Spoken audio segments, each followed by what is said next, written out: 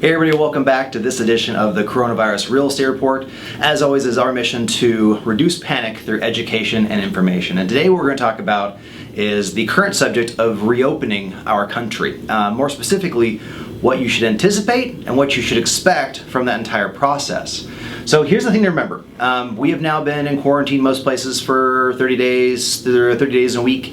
And the reality is, it's really hard to stay in isolation that long, plus the economy is suffering greatly by that process, so everyone wants to get back to work. There is actually a study out that people will fatigue in isolation if past 30 days, and so the UK actually knew this, and so they delayed their isolation until they knew exactly where the peak of the infections might be. We, however, are a little bit poor towards the beginning, and people are starting to get a little bit revved up, and they would like to go back to work, as was evident in everyone's visit to the beach this last weekend. So, jumping ahead real quick, on April 25th, 26th, and 27th, the beaches in California, several places around the country, were flooded with people. It was a 90-degree day, great beach day, but the reality is people completely ignored the idea of social isolation and being away from others, and we had a record of 123 new cases as of Saturday, as reported by the LA Times. The next day on the 26th was 105 people on Sunday, and on Monday it was 54. Now this was Orange County, California only. I have no information on either state or area. This was reported in the LA Times. I just want to show as an example as to what will happen when we exit social isolation for the time being until we know what's going on. Additionally, what to expect. Unemployment. If you're looking at people coming back to work, if you're a business owner, let's say you're a restaurant, and a lot of your people are on unemployment, well, unemployment benefits have gone up. Unemployment benefits have gone up past the numbers they usually are, meaning the dollar amount you receive.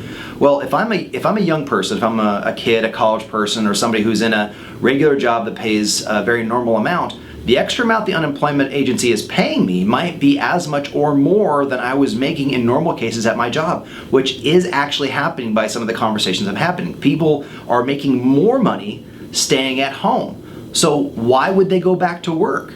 I think that a lot of places that open are going to be surprised that the people don't come back.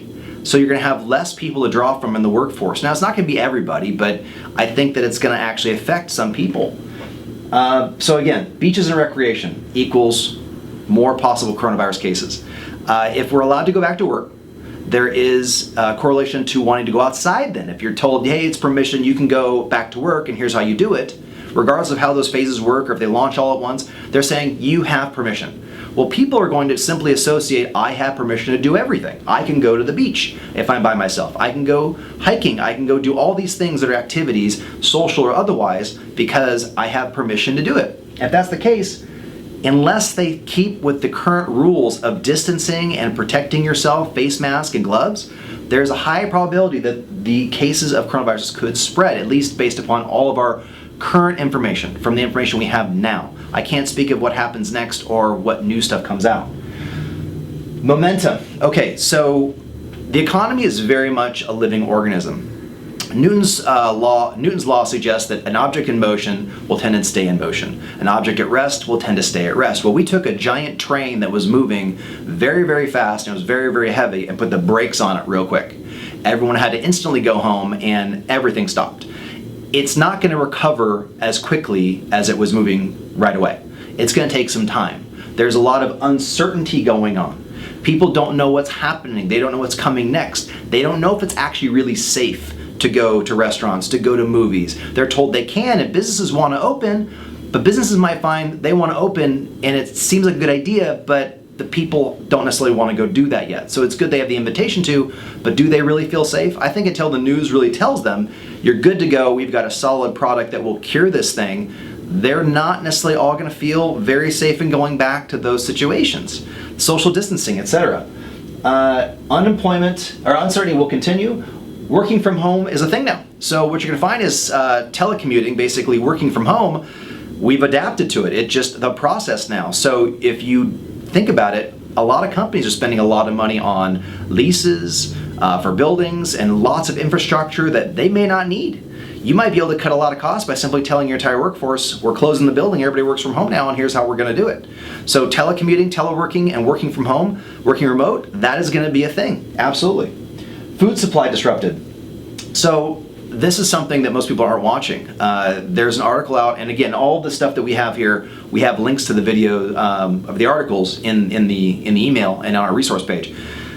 Farmers are dumping food. Farmers are dumping milk. They're slaughtering chickens. They're getting rid of food because the food supply chain has been disrupted. 70% of where the food goes are restaurants. Well, if those are closed and people are afraid to go there, and farmers are producing so much food to go to those places, and they have to dump the food, do you think they're probably going to make the same amount of food the next time to go and dump it again? No, they're going to start adjusting their numbers based upon their money, because they don't want to lose their money either and trying to get the food out, because that's how they make a living.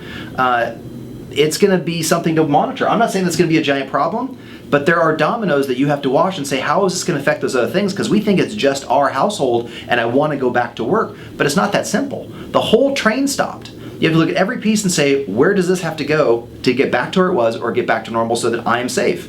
And the reality is the food supply is something that had a major disruption, and we're going to have to watch to see what happens next. And business reserves. So this is actually very, very important. We are at about, I think the numbers are 25% unemployment. Now before that it may have been 3 or 4%, I don't know the exact number, but a significant amount of people within 30 days went unemployed. The point to that is, that means that there are a heavy amount of businesses that did not have even the reserves to hold on to basic employees for 30 days. And by the way, originally it was 2 weeks. So they laid off people at the time of, or slightly before, or slightly after the time they said, go home for 2 weeks. They got in front of that by saying, we have no money to keep you.